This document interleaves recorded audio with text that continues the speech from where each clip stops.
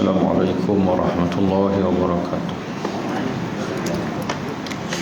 Bismillahirrahmanirrahim.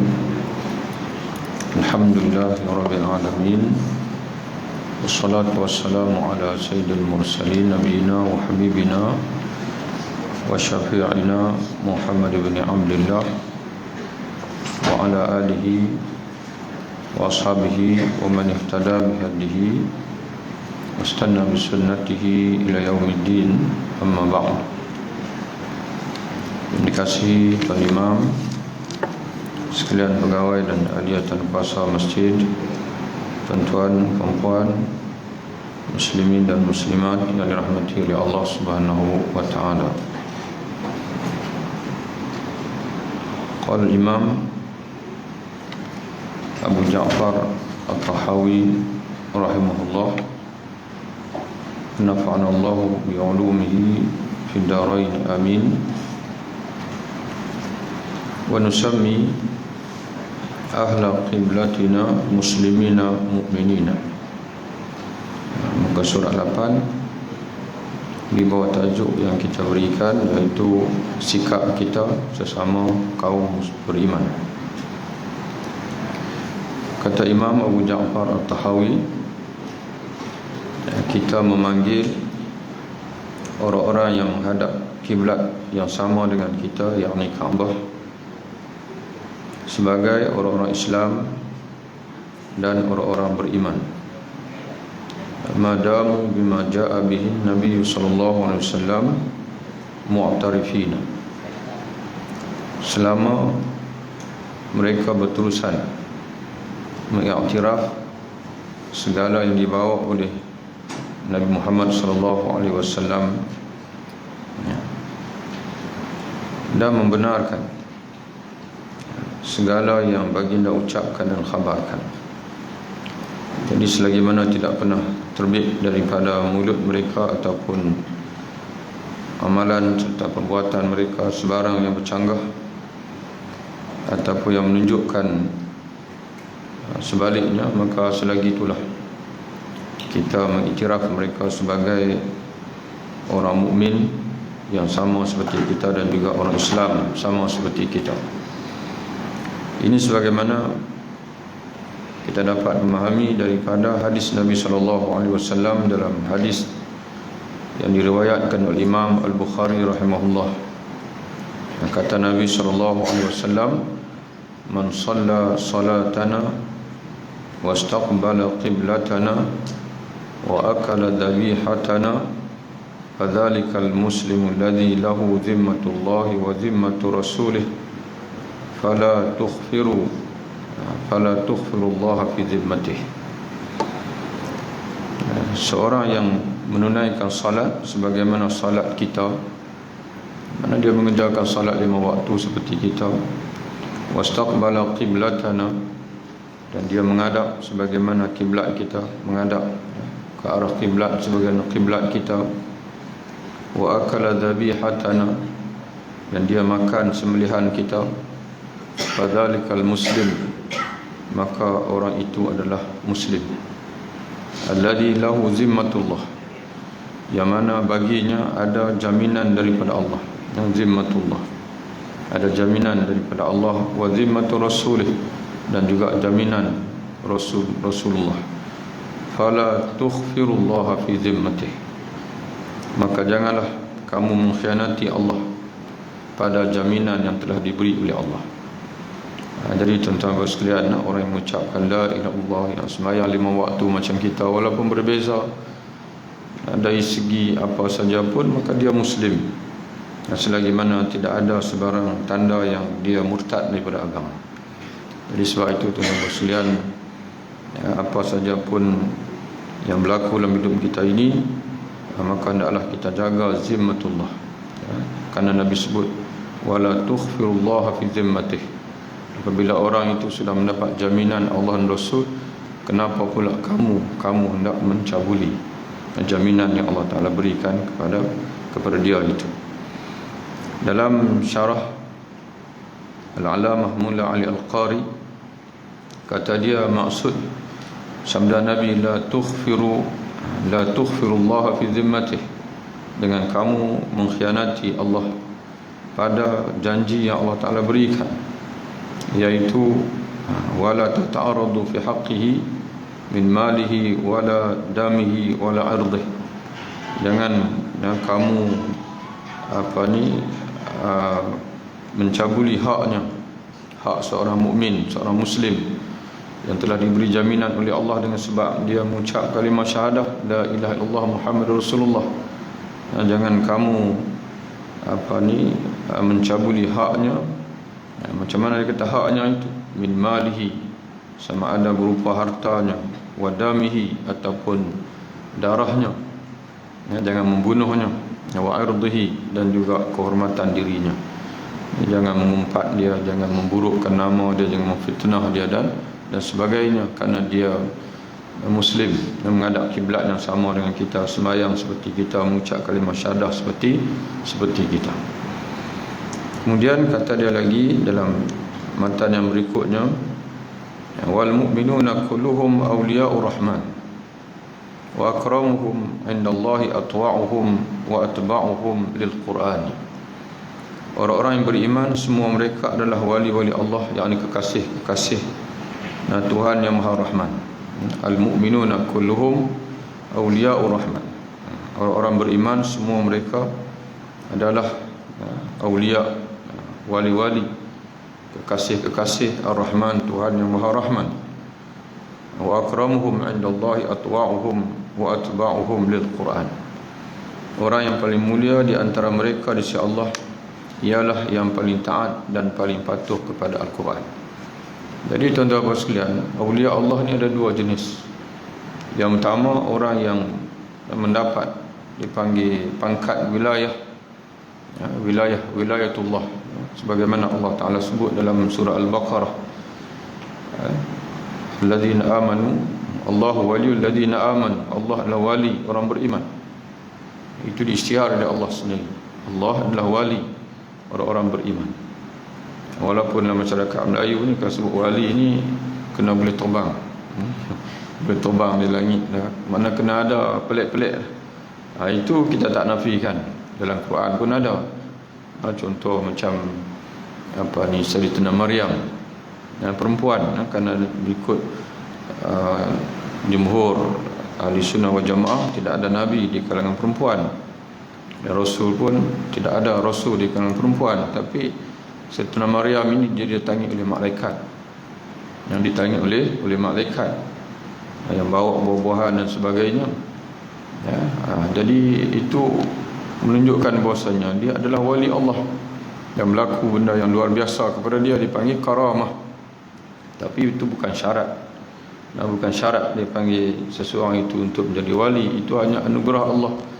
Kalau dipanggil Allah melihat dia memerlukan karamah tersebut untuk tujuan dakwah dan sebagainya. Dan begitu juga kita perhatikan Ashabul Kahfi, tidur dalam gua 300 tahun lebih. Mana ada manusia tidur. Tidak, kita kalau tidur 3 hari tak bangkit pun pakai matilah. Tak makan, tubuh kita tak, orang kata apa, tak ada tenaga. Lainlah kalau dia koma, duduk di hospital, orang buat masuk kot tiup. Ini 300 tahun lebih dia bertahan. Itu juga karamah. Itu juga karamah. Kalau benda-benda yang luar biasa yang berlaku kepada Rasul, Nabi Musa AS, berlaku kepada Ibrahim, api tidak membakarnya, berlaku kepada Nabi kita Muhammad SAW, boleh merentasi dalam satu malam Isra dan Mi'raj, itu dipanggil mu'jizat. Tapi yang berlaku pada Sayyidatina Maryam, berlaku kepada Ashabul Kahfi, dan berlaku kepada seorang saleh pada zaman Nabi Sulaiman AS, yang boleh memindahkan singgasana Balqis daripada Yaman ke Palestin. Kerana Nabi Sulaiman duduk di Palestin hampir 1000 km lebih, 2000 km dalam sekelip mata dia boleh pindahkan. Dia boleh, sekelip mata dia boleh pindahkan. Itu semua karamah. Dia sebut karamah. Tapi untuk menjadi wali tidak syarat karamah. Sebab itu Allah Ta'ala sendiri menyebutkan wali yang secara khusus, secara umum dia panggil wilayatul ammah, termasuklah kita orang beriman ni adalah awliya Allah. Allah Ta'ala sendiri mengisytiharkan dalam surah Al-Baqarah, Allahu waliyul ladzina amanu. Allah adalah wali bagi sekalian orang-orang beriman. Itu satu. Yang kedua,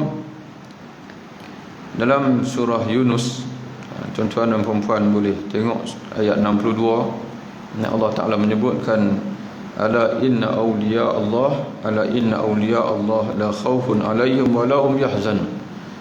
Ketahuilah bahawa sesungguhnya wali-wali Allah itu tidak ada kebimbangan yang akan menimpa mereka dan mereka tidak akan berduka cita. Sentiasa dalam keadaan tenteram kerana dipelihara oleh Allah. Siapa mereka itu? Lalu Allah Ta'ala mentafsirkan, kata Allah, alladzina amanu wa kanu yattaqun.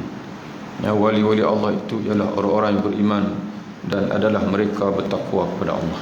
Itu syarat dia. Syarat awliya Allah, beriman dan juga bertakwa kepada Allah Subhanahu wa Ta'ala. Jadi tuan-tuan sekalian, kita ni orang beriman ni sama-sama awliya Allah. Orang beriman ni, walaupun kita ni taklah kita nak boleh kata kita ni awliya Allah dalam darjah yang khusus, dia panggil. Kerana awliya Allah dalam darjah yang khusus, iaitulah para nabi pun masuk awliya Allah. Dan sebesar-besar awliya Allah, kekasih Allah adalah para nabi yang maksum. Dan begitu juga tuan-tuan sekalian, para sahabat radhiyallahu anhu. Dan begitu juga tuan-tuan sekalian, walaupun secara umum kita orang lelaki, bolehlah kita kata orang lelaki ni lebih baik daripada orang perempuan secara umum, kerana rasul-rasul dan sebagainya, dan sahabat-sahabat pun banyak lelaki. Tapi secara khusus tidak. Mana secara keseluruhan lah kita kata tidak. Kalau kita kata, bagi saya Ustaz, kok mana pun lelaki ni tetap lebih baik daripada perempuan. Jadi adakah kamu nak kata kamu lebih baik daripada Sayyidatina Maryam? Dia didatangi oleh malaikat. Yang kita pula, adakah malaikat yang mai jumpa kita? Tak ada. Tapi syaitan ada kot, no? Bila duk lewat-lewat sembahyang, kadang-kadang dia buat dosa, itu confirm dah kita dah termakan ajakan syaitan. Jadi sebab itu tuan-tuan sekalian, kita ni menumpang dipanggil wilayah al-ammah, dipanggil, yang di mana Allah Ta'ala isytiharkan bila kita beriman, maka dia menyebutkan Allahu waliyul ladzina aman. Allah adalah wali sekalian orang-orang beriman. Dan disebut di sini, wa akramuhum indallahi atwa'uhum wa atba'uhum lil Quran. Orang yang paling mulia di sisi Allah, di antara mereka di sisi Allah, ialah yang paling taat dan yang paling patuh kepada Quran. Ini yang kita kena pegang. Jangan kita terpengaruh dengan dipanggil penilaian manusia atas muka dunia ini. Karena kita akan mati, kita akan menghadap Allah Ta'ala nanti. Allah Ta'ala tak akan tanya siapa-siapa pun atas muka dunia ini. Ketika menghisap kita, dia tak akan tanya dipanggil kumpulan kita, dia tak akan tanya aliran kita, dia tak akan tanya kita ni pro siapa, dia tak akan tanya. Allah Ta'ala tak akan tanya. Dan Allah Ta'ala akan tengok ialah ketaatan kita macam mana, kita dengan Quran macam mana. Itu kita akan ditanya, tuan-tuan sekalian. Jadi sebab itu kita menumpukan kepada jalan selamat. Bukan kita jalan selamat itu maksud apa, tuan-tuan sekalian? Jalan selamat di akhirat. Kita sentiasa menilai macam mana untuk kita selamat apabila kita menghadap Allah Ta'ala nanti di akhirat. Itu yang kita kena tumpukan sungguh-sungguh. Bukan untuk kita mengambil hati siapa-siapa, ataupun kita nak mempertahankan pandangan kita dan sebagainya. Itu tak perlu, tuan-tuan sekalian. Kita cari kebenaran. Kita minta daripada Allah, ihdinas siratal mustaqim. Kita minta. Kadang-kadang kalaulah kita keterlaluan sangat, Allah Ta'ala menghukum kita dengan sebab kesombongan. Kita berada di atas jalan kebatilan tanpa ada orang yang sudi menegur kita. Kerana orang tahu kita ni susah menerima pandangan. Jadi sebab itu, tuan-tuan sekalian, kita mohon daripada Allah, ya Allah, ya Tuhanku, kalaulah aku tersilap, ya Allah, betulkanlah.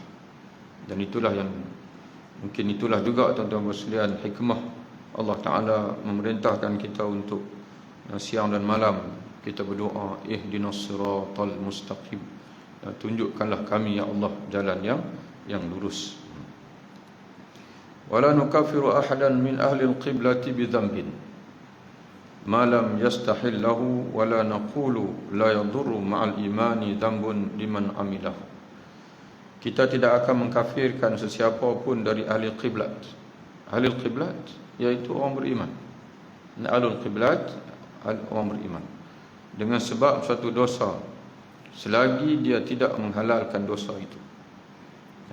Walaupun dia tak semayang, walaupun dia tak puasa.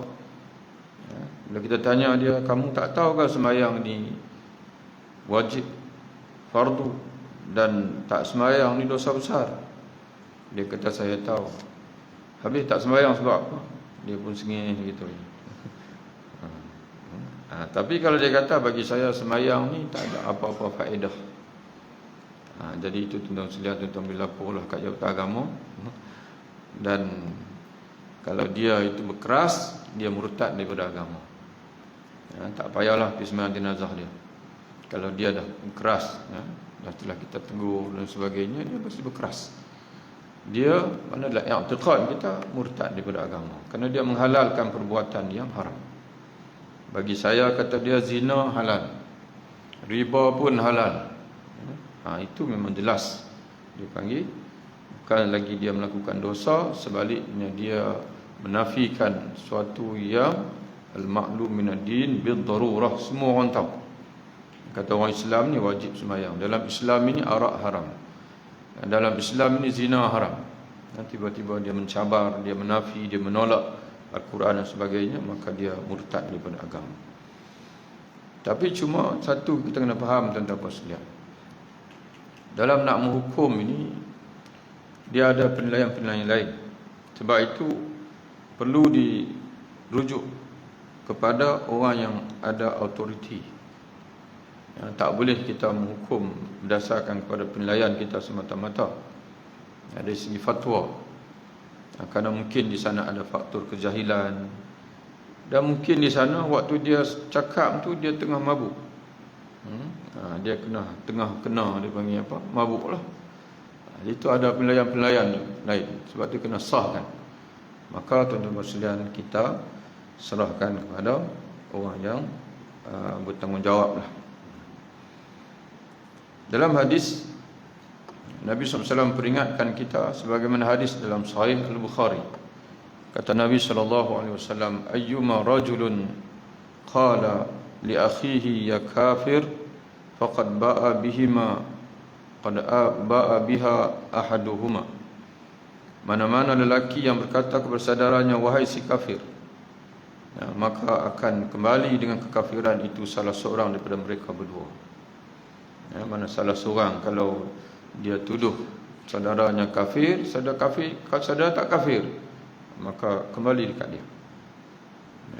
Kalau tidak, kalau betul saudaranya itu memang kafir sungguh, dia selamat. Tapi kalau saudaranya tidak kafir, maka dosa itu kembali kepada dia. Dan menghina, dia panggil saudara yang muslim, yang beriman pada Allah. Namun pada yang sama, tuan-tuan sekalian, kena ingat juga, namun kita juga tidak akan berkata dengan adanya iman sebarang dosa tidak mudaratkan orang yang melakukan. Ini tuan-tuan sekalian, yang tadi dengan sebab dosa lalu dihukum saudara dia itu, dia hukum sebagai keluar daripada Islam. Itu Khawarij. Khawarij ni i'tiqad dia orang yang melakukan dosa besar kafir. Kita Ahlussunnah wal Jamaah tidak. Selagi mana dia tidak murtad, selagi mana dia tidak melakukan syirik yang jali, tidak menyembah berhala, tidak mensiarkan diri keluar daripada Islam, maka dia masih beriman, dia masih mukmin. Tapi jangan kita menganggap pula bahwasanya tidak ada apa-apa dengan sikap dia tak semayang, tak puasa, tak mengeluarkan zakat, berzina dan sebagainya. Tetap memberi mudarat, iaitu dia mungkin akan disiksa oleh Allah. Walaupun tidak kekal dalam neraka, tapi dia mungkin akan duduk dalam neraka. Jadi kok mana sekalipun dosa itu akan tetap menjejaskan. Ada kesan yang besar, ada kesan yang besar dosa yang dilakukan. Cuma kita tidak seperti mana Khawarij tadi yang mengeluarkan orang yang berdosa daripada Islam. Sebaliknya kita menyebutkan orang mukmin yang tak sembahyang, tak puasa itu kita sebut sebagai al-mu'min al-'asi. Orang mukmin yang melakukan maksiat kepada Allah, yang berdosa kepada Allah. Ada kesan tak di dunia? Di akhirat apa kesan dia? Kesan di akhirat dia mungkin akan diseksa. Mungkin akan diseksa oleh Allah. Sebab apa kita sebut mungkin? Kerana di sana ada faktor-faktor keampunan. Ya, Allah Ta'ala sendiri tak pernah tutup. Allah Ta'ala sendiri tidak pernah tutup pintu daripada orang mukmin, di mana di sana ada syafaat. Ada syafaat daripada Nabi, ada syafaat daripada Quran, ya, dan sebagainya. Allah Ta'ala boleh untuk mengampunkan dia. Dan mungkin pada mata zahir kita, pada ketika kita nampak itu dia tak sembahyang, tak puasa dan sebagainya, tapi mungkin sebelum mati dia minta ampun. Jadi sebab itu kita tidak boleh menghukum dia dengan begitu, orang panggil apa, secara qat'i. Jadi sebab itu kita bercakap pun kena berlapik. Macam mana cakap berlapik itu? Kita tak boleh kata kamu kafir dengan sebab tak sembahyang. Tak boleh sebut begitu. Sebaliknya kita sebut begini, kita kata kamu ataupun kamu ahli neraka sebab tak sembahyang. Tak boleh sebut begitu sebab dia belum mati. Kita pun belum mati juga. Kita sebut bagaimana? Kalau kamu tak sembahyang, kamu nanti mungkin Allah Ta'ala akan sumbat kamu dalam neraka. Bertaubatlah kamu. Jadi begitulah tuan-tuan dan sekalian. Jadi kehidupan kita begitu. Jangan kita, tidak ada yang boleh confirm kecuali yang telah disebut jelas oleh Quran hadis sebagai ahli syurga. Sebagai contohnya Nabi-Nabi, kalau di kalangan sahabat-sahabat Khulafa' Ar-Rasyidin, dan begitu juga Al-Mubasysyaruna bil Jannah, 10 orang sahabat ni masuk syurga, yang tu memang kita boleh sebut ahli syurga. Boleh sebut ahli syurga. Dan Abu Jahal, Abu Lahab, boleh sebut ahli neraka. Fir'aun boleh sebut ahli neraka sebab disebut dalam Quran dan hadis. Tapi yang lain, tuan-tuan sekalian, yang belum mati ni, yang datang ke dunia ini, dah hatta yang dah mati sekalipun, dan tidak ada sebutan dalam Quran hadis, kita tak boleh confirm kata dia ahli syurga. La'alla, barangkali, mudah-mudahan. Dan kita tak boleh sebut kita, saya rasa-rasa macam saya ni ahli syurga. Tak boleh sebut. Bahasa tu orang tak bercakap. Kita sebut apa? Mudah-mudahan kita semua ni ahli syurga. Dan kita tak boleh sebut saya confirm lah dia ni memang ahli neraka lah kawan tu. Tak pernah jumpa langsung pergi masjid. Tak pernah jumpa langsung saya tengok dia sembahyang. Memang confirm lah dia ahli neraka. Tuan-tuan sekalian, dia belum mati. Dia belum mati. Mungkin sampai masa dia akan bertaubat kepada Allah. Dan kita pun belum mati juga. Jadi Allah Ta'ala dia boleh tukar. Dia boleh tukar. Dan Nabi sendiri pun bila Nabi banyak berzikir dan berdoa kepada Allah, Allahumma ya musarrifal qulub, Allahumma ya muqallibal qulub, atau kama qala Nabi sallallahu alaihi wasallam, ya Allah Tuhan yang berkuasa mengubah hati manusia, sabit qalbi ala din, teguhkanlah hatiku di atas agamamu. Maka sahabat bertanya, ya Rasulullah, apakah kamu juga bimbang Allah Ta'ala akan menukar hati? Nabi kata ya, kerana hati manusia ini berada di antara jari-jari Tuhan yang Maha Rahman. Sebagai ulama memahami dengan makna kiasan kuasa. Hati kita ni walaupun duduk dalam kita, tapi kuasanya tak duduk kat kita. Allah Ta'ala boleh ubah. Sebab itu kita dalam hidup kita ni kita berjumpa ada orang yang dulu baik tapi sekarang dah tak baik. Dan ada orang yang dulu tak baik sekarang baik. Ada yang lahir Islam mati kafir, dan ada yang lahir kafir mati dalam keadaan Islam. Khalid bin Al-Walid, dengan dialah di segi sebab lah, dialah yang menyebabkan ketewasan tentera Islam dalam peperangan Uhud, tapi masuk Islam. Amr bin Al-As, pun sama juga masuk Islam. Ada 3 Abu yang kuat menentang Islam. Abu Jahal, Abu Lahab, Abu Sufyan. 2 mati dalam kekufuran, tapi seorang mati dalam Islam, Abu Sufyan. Jadi tuan-tuan sekalian, jadi sebab itu ya, hati ni suatu benda yang kalau tak berhati-hati maka boleh berubah. Jadi sebab itu kita mohon daripada Allah dengan selalu membaca doa, Allahumma ya muqallibal qulub tsabbit qalbi ala dinik. Ya Allah, engkaulah Tuhan yang berkuasa dan mengubah hati manusia. Hati kami ni berada dalam kekuasaan-Mu ya Allah. Tsabbit qalbi ala dinik, teguhkanlah hatiku ini di atas agama-Mu. Wa ahlul kabair min ummati Muhammadin sallallahu alaihi wasallam fi an-nari la yukhalladuna idza matu wa hum muwahhiduna wa illam yakunu taibina ba'da an laqullaha arifina mu'minina. Pelaku dosa besar dari kalangan umat Nabi Muhammad SAW, mereka tidak akan kekal dalam neraka jika mereka mati sebagai orang yang mentauhidkan Allah. Itu dia sebut, tak akan kekal dalam neraka. Sebab mereka itu ada la ilaha illallah. Sekalipun mereka tidak bertaubat, sekalipun, tak mustahil bagi Allah.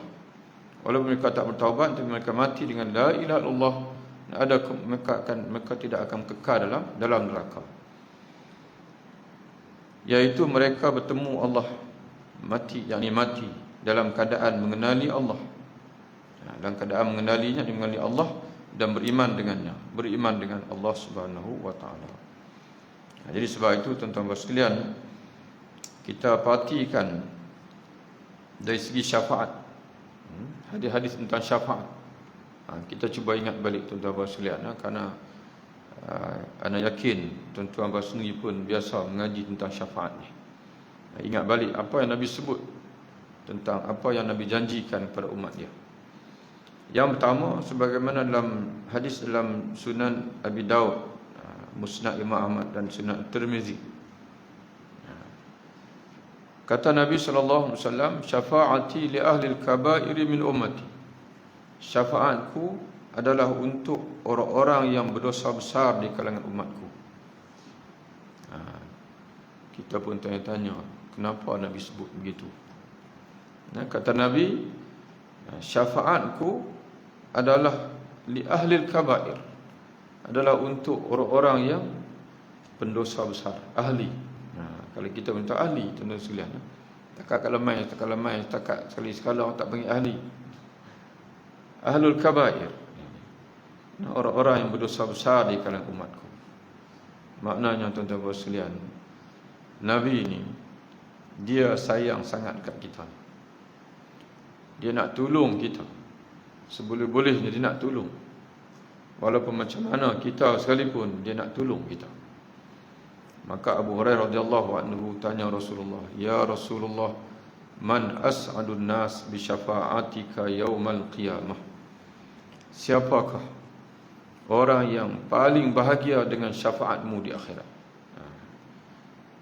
Lalu Nabi menjawab, "Man qala la ilaha illallah sadiqan min qalbih." Simple saja syarat dia.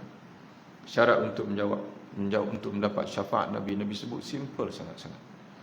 Nabi kata, iaitu orang yang pernah mengucapkan la ilaha illallah dengan jujur daripada hati dia.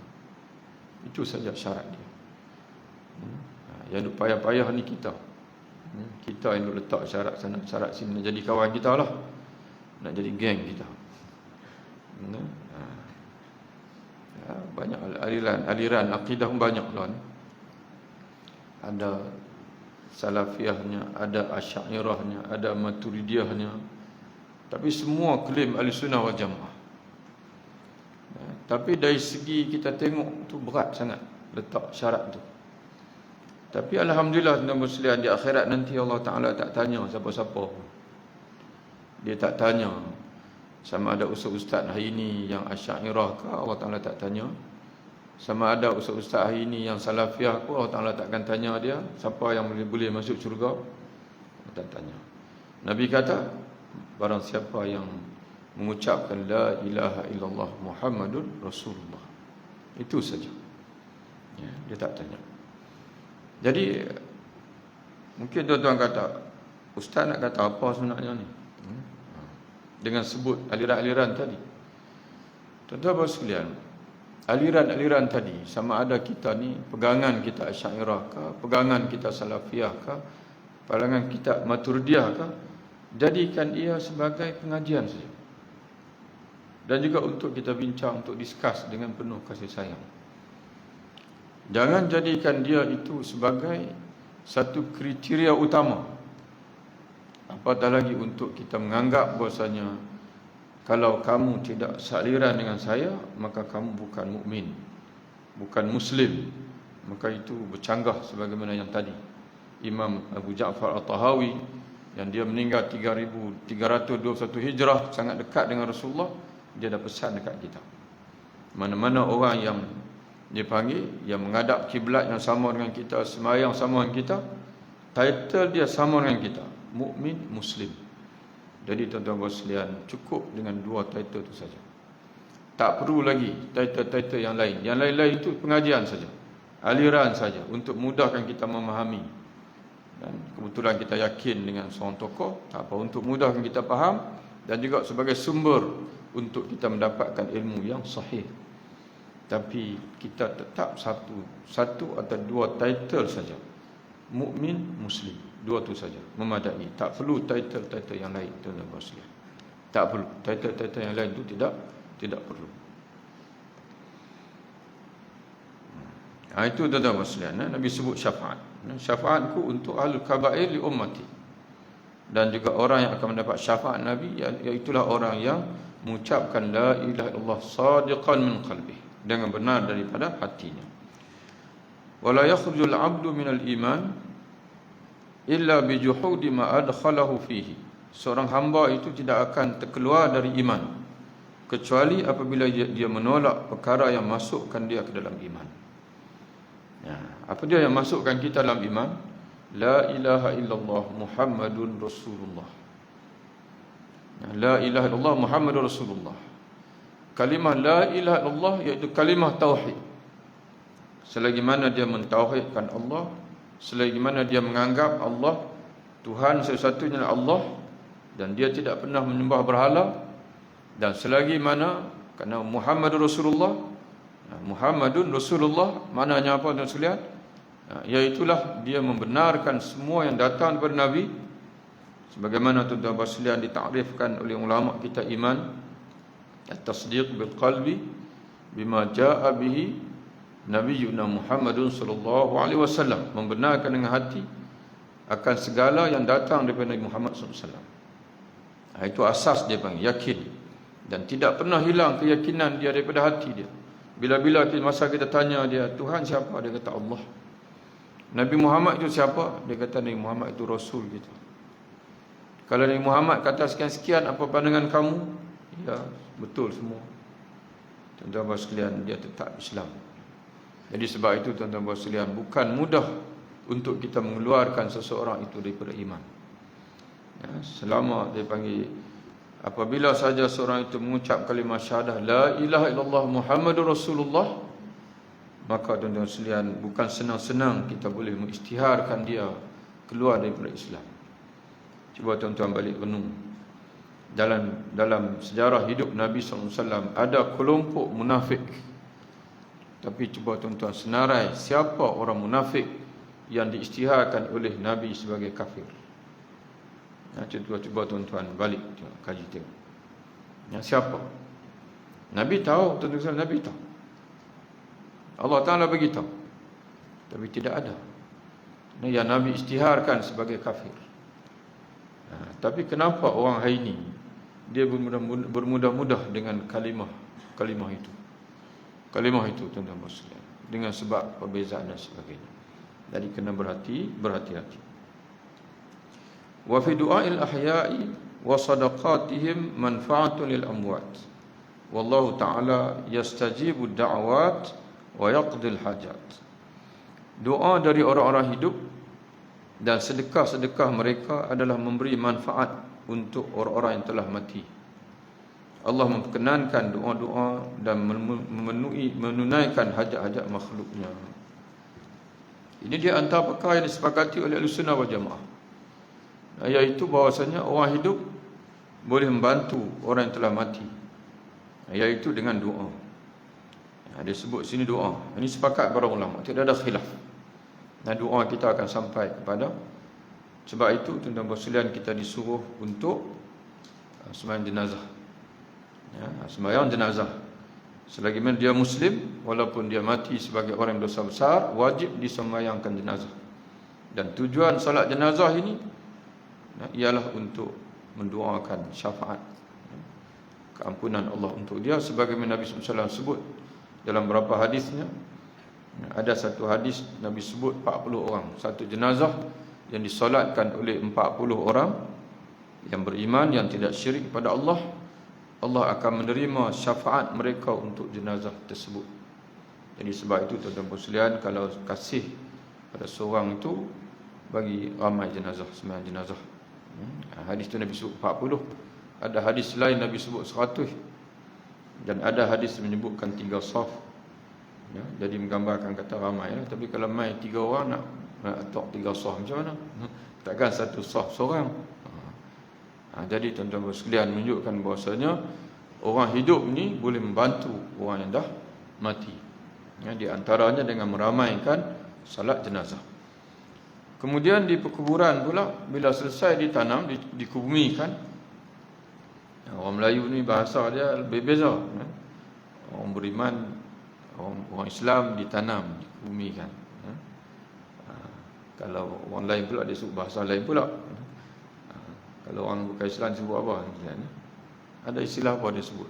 Kambuh ya? Ada satu istilah tu. Tapi tuan-tuan sekalian, janganlah. Sebab dalam Quran sendiri Allah Ta'ala sebut, walaqad karamna bani Adam, sesungguhnya kami memuliakan anak-anak Adam. Memuliakan anak-anak Adam, manusia, walaupun bukan Islam, tetap kena muliakan. Bahasa kena jaga.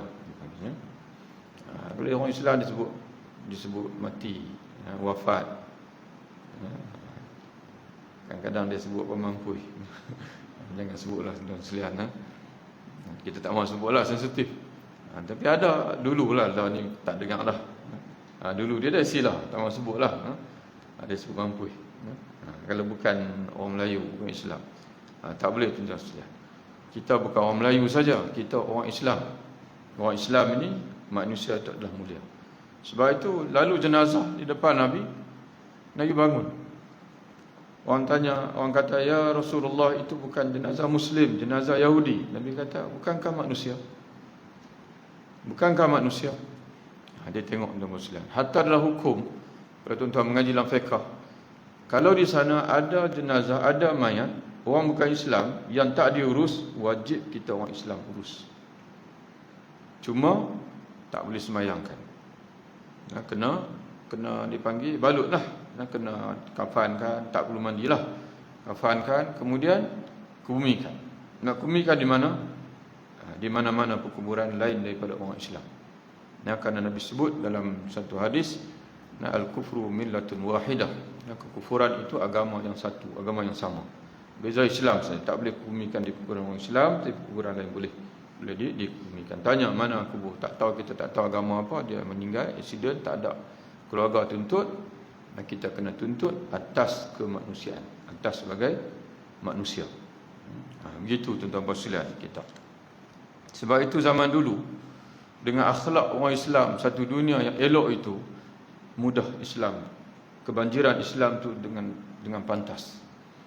Tuan-tuan boleh bayangkan, orang Mesir daripada zero Islam sampai hari ini, ketika hari ini Muslim 90%. 90% asalnya Kristian. Dan Mesir itu adalah asalnya Kristian. Tuan-tuan bayangkan macam mana orang dulu buat, macam mana sahabat-sahabat Nabi buat. Dan tempat-tempat yang diislamkan oleh sahabat-sahabat kekal Muslim sampai ke hari ini. Kekal Muslim sampai ke hari ini. Tapi ada tempat-tempat yang diislamkan oleh generasi selepas itu, mereka patah balik. Ada yang patah, bukan kita panggil, bukan patah balik dari kafir, tidak. Negara itu jatuh, bukan lagi Islam. Andalus, ini Andalus terpercelian, dan juga di sebelah Hungary sana dan sebagainya. Karena sahabat-sahabat Nabi, mereka masuk bukan sebagai penjajah. Mereka masuk Islam. Kemudian bila penduduk tempatan Muslim, mereka kekalkan pemerintahan itu kepada orang tempatan. Jadi di situ orang tempatan melihat kejujuran. Oh, rupa-rupanya mereka ni bukan masuk untuk menjajah kita, tapi mereka masuk untuk membawa rahmat kepada kita. Itu maksudnya pakat masuk Islam semua. Macam tanah Melayu lah. Ya, tuan-tuan bayangkan macam mana orang dulu boleh sapu bersih orang Melayu di tanah Melayu ni sampai tak tinggal seorang pun bukan Islam di tanah Melayu ni. Itu kejujuran dia panggil. Tapi macam dia Andalus, orang Arab masuk sana. Dan daripada Syekh Karim membina kerajaan, kemudian kekayaan dibolot, dan kemudian membiarkan penduduk dia panggil tempatan itu menderita dan sebagainya, menyebabkan mereka taram. Bahasa kita taram, tuan-tuan faham taram? Taram ni makna mereka tunggu saat. Tak apa, sekarang ni kamu menindas kami, nanti kamu lemah, nanti kami akan tutuhkan. Dan yang sama berlaku di India, di benua India pun berlaku yang sama, tuan-tuan sekalian. Jadi sebab itu pentingnya akhlak, yang pentingnya dipanggil pergaulan. Sebab itu bila kita dekat dengan korban ni, kita kalau ikut pegang mazhab Syafi'i, daging korban tak boleh bagi pada orang bukan Islam. Tapi tuan-tuan bayangkanlah, ya, walaupun dalam mazhab Syafi'i jumhur kata tak boleh bagi, tapi Imam Nawawi sendiri dalam Majmu' kata boleh. Ya, Imam Nawawi sendiri, walaupun dia tokoh utama dalam mazhab Syafi'i, dia kata boleh. Dan di samping mazhab lain daripada Syafi'i, kata silap mazhab Ibn Hanbal boleh. Tuan-tuan sekalian, bayangkanlah kalau kita kata kita nak pegang mazhab Syafi'i dalam masalah ini, dia akan berlaku suatu, dipanggil satu gambaran yang tak begitu elok lah. Tapi jangan tuan-tuan silap faham pula. Kadang-kadang ada orang yang agak keras pegangan mazhab Syafi'i, dia kata ustaz siapa yang nak kata ni. Jadi kita sebut sini, kita tak cerita dari segi mazhab tu, kita cerita dari segi perlunya kita pada zaman hari ini pada melihat pandangan-pandangan bukan di sudut fiqh saja, tapi di sudut dakwah sama. Dari sudut dakwah sama. Dalam pengertian yang lain, tuan-tuan sekalian, kita perlu untuk mengubah pengajian kita, bukan saja melihat segala-gala dari sudut hukum hakam, tidak, melihat dari sudut keperluan dakwah sama. Kita perlu, tuan-tuan sekalian, kerana kita berjiran dengan orang Cina, orang India, yang mana mungkin di akhirat nanti Allah Ta'ala akan tanya mereka, sebab apa kamu tak tergerak hati nak masuk Islam? Ya, kita yakin manusia, tuan-tuan sekalian, dia tak akan mudah-mudah mengaku depan Allah Ta'ala. Tak apalah ya Allah, saya dah silap, tak apalah masuk kalau saya dalam neraka ya Allah. Tidak. Dia akan cari, dia panggil siapa untuk dia bersalahkan. Mungkin dia akan kata begini, mungkin dia akan kata, ya Allah ya Tuhanku, saya duduk dalam kampung Melayu, tak ada seorang pun cerita dekat saya kata Islam ni agama yang benar, nah Islam ini di akhir adanya akhirat, nah saya ni kena mengucap kalimah syahadah. Tak ada langsung. Maka pada ketika itu, tuan-tuan sekalian, dan kalau kita nak kata Allah Ta'ala tak tanya kita, itu mustahil. Sebab dalam Quran sini Allah Ta'ala kata, wal takum minkum ummatun yad'una al khair, hendaklah ada di kalangan kamu satu golongan yang mengajak orang lain kepada kebaikan. Itu perintah Allah Ta'ala, dan perintah itu taklif. Jadi tuan-tuan sekalian, kita nak jawab apa kan nanti depan? Apa jawapan kita? Apa jawapan kita nak jawab nanti? Jadi sebab itu, tuan-tuan sekalian, kita kena pakak-pakak fikirkan, dan kita kena dipanggil macam mana kita nak ajak. Jadi tuan-tuan sekalian, kita sebut tadi, memang kita ni orang Melayu ni memang dia jenis bangsa yang pemalu sikit. Ya, dia nak sebut benda yang bisa sebut. Maka kita berdakwah dengan akhlak, berdakwah dengan sikap. Bila kita ada nak tolong dalam kampung kita ke dalam daerah kita, dalam qaryah kita, dan sekalian, kita perlu tolong orang miskin, masukkanlah sama orang bukan Islam yang miskin. masuk sama. Orang bukan Islam yang miskin. Kerana manusia dan kita sekalian dia sama. Kalau susah tu susah lah, tak ada makan, tak ada minum, anak nak pergi sekolah tak ada, dan sekalian keperluan kita sama. Kita sama dari segi Tok Wan, kita sama anak Adam. Cuma agama tu Allah Ta'ala tak bagi daya dekat dia, tak bagi dekat kita. Jadi tuan-tuan sekalian, bila kita bagi tu mungkin ada ruang lah, kita nak ajar, kita nak cerita sebuah sikit untuk mengajak dia kepada agama Allah Subhanahu wa Ta'ala. Dan di sana ada khilaf dalam perkara yang sampai kita sebut tadi, doa tidak ada khilaf sampai kepada si mati, kita doa. Kemudian di dalam hadis yang sahih, bila selesai mengkebumikan satu jenazah Ansar, lalu Nabi kata kepada sahabat-sahabat, istaghfiru li akhikum. Yang kumikan Ansar itu hadis lain.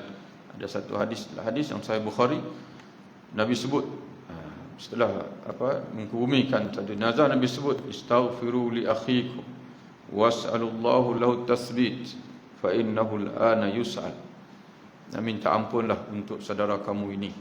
Mana istighfar pun tidak ada khilaf di kalangan ulama. Kita istighfar untuk saudara-saudara kita yang telah meninggal, dan juga doa, mohon ampunlah untuk saudara kamu ini, dan mohonlah keteguhan untuk dia kerana dia sekarang ni akan disoal. Kita dengar azan dulu, lepas tu kita sambung sikit lagi, kita berhenti insya-Allah.